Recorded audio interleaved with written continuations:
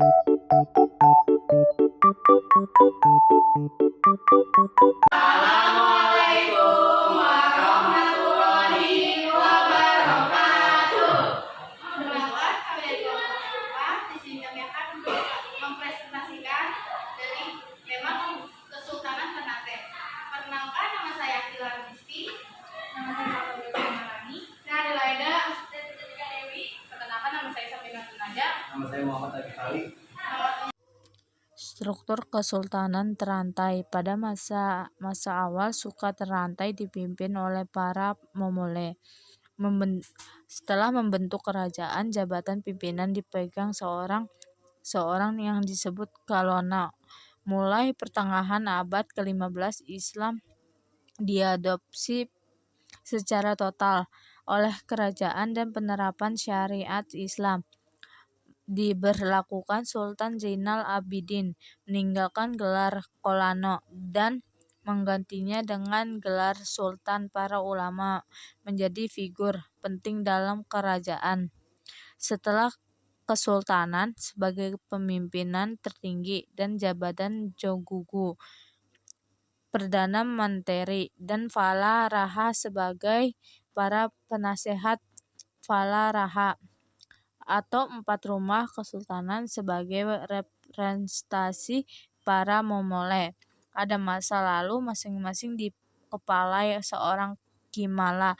Mereka yaitu Marasoli, Tamonggola, Tomaito, dan Tumandi. Penjabat-penjabatnya tinggi kesultanan umumnya berasal dari klan-klan ini.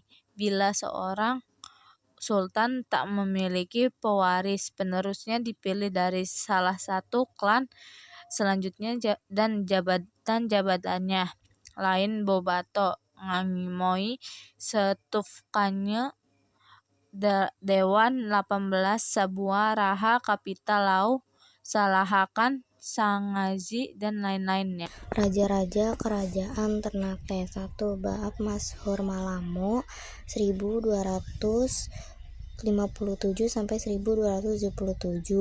Kedua, Jamin Kodrat 1277 sampai 1284. Yang ketiga, Komala Abu Said 1284 sampai 1298. Yang keempat, Baku atau Kalabata 1298 sampai 1304. Yang kelima, Ngaramalamo 1304 sampai 1317. Yang keenam, Patsaranga Malamo 1317 sampai 1322. Ketujuh, Cili Ayo atau Sidang Arif Malamo 1322 sampai 1331. Yang ke-8, Panji Malamo 1331 sampai 1332. Kedatangan Islam di Ternate. Tak ada sumber yang jelas mengenai kapan awal kedatangan Islam di Maluku Utara, khususnya Ternate. Namun, diperkirakan sejak awal berdirinya kerajaan Ternate, masyarakat Ternate telah mengenal Islam mengingat banyaknya pedagang Arab yang telah bermukim di Ternate kala itu.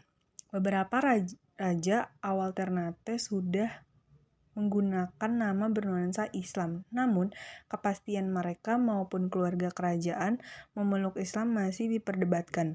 Hanya dapat dipastikan bahwa keluarga kerajaan ternyata resmi memeluk Islam pertengahan abad ke-15. Kolono marhum 1465 sampai 1486, penguasa Ternate ke-18 adalah raja pertama yang diketahui memeluk Islam bersama seluruh kerabat dan pejabat istana. Pengganti Kolono marhum adalah putranya, Zainal Abidin 1486 sampai 1500. Beberapa langkah yang diambil Sultan Zainal Abidin adalah meninggalkan gelar Kolono dan menggantinya dengan Sultan. Islam diakui sebagai agama resmi kerajaan. Syariat Islam diberlakukan dan membentuk lembaga kerajaan sesuai hukum Islam dengan melibatkan para ulama. Langkah-langkah ini kemudian diikuti kerajaan lain di Maluku secara total, hampir tanpa perubahan. Ia juga mendirikan madrasah yang pertama di Ternate. Sultan Zainal Abidin pernah memperdalam ajaran Islam dengan berguru pada Sunan Giri di Pulau Jawa. Di sana dia dikenal sebagai Sultan Bulawa, Sultan Cengkih. Asal-usul Kesultanan Ternate. Pulau Gapi, kini Ternate, mulai ramai di awal abad ke-13. Penduduk Ternate awal merupakan warga eksodus dari Halmahera. Awalnya di Ternate terdapat 4 kampung yang masing-masing dikepalai oleh seorang momole, kepala marga. Mereka lah yang pertama-tama mengadakan hubungan dengan para pedagang yang datang dari segala penjuru mencari rempah-rempah.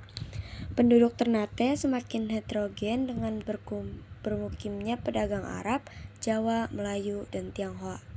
Oleh karena aktivitas perdagangan yang semakin ramai, ditambah ancaman yang sering datang dari para perompak, atas praksara memole guna pemimpin Tombona diadakan musyawarah untuk membentuk suatu organisasi yang lebih kuat dan mengangkat seseorang pemimpin tunggal sebagai raja.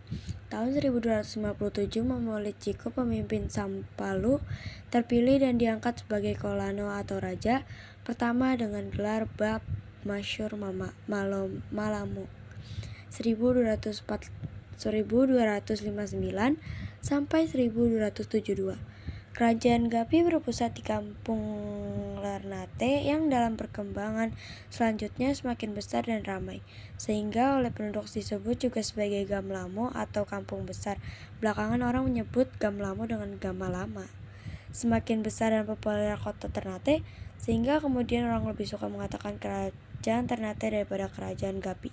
Di bawah pimpinan beberapa generasi penguasa berikutnya, Ternate berkembang dari sebuah kerajaan yang hanya berwilayah sebuah pulau kecil menjadi kerajaan yang berpengaruh. Kedatangan Belanda di Ternate. Beberapa Sultan Ternate berikut tentang berjuang mengeluarkan Ternate di cengkeraman Belanda dengan kemampuan yang terbatas karena selalu diawasi. Mereka hanya mampu menyokong perjuangan rakyat yang secara diam-diam. Yang terakhir tahun 1914, Sultan Haji Muhammad Usman Shah 189 sampai 197 menggerakkan perlawanan rakyat di wilayah-wilayah keuasaannya, bermula di wilayah Bagai di bawah pimpinan Khairuddin Temunggola, namun gagal.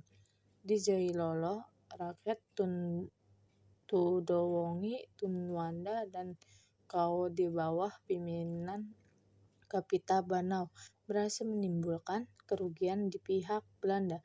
Banyak prajurit Belanda yang tewas masuk Controlweer Belanda, Albrecht, dan markas mereka di obrak-abrik tersebut berhasil dipatahkan.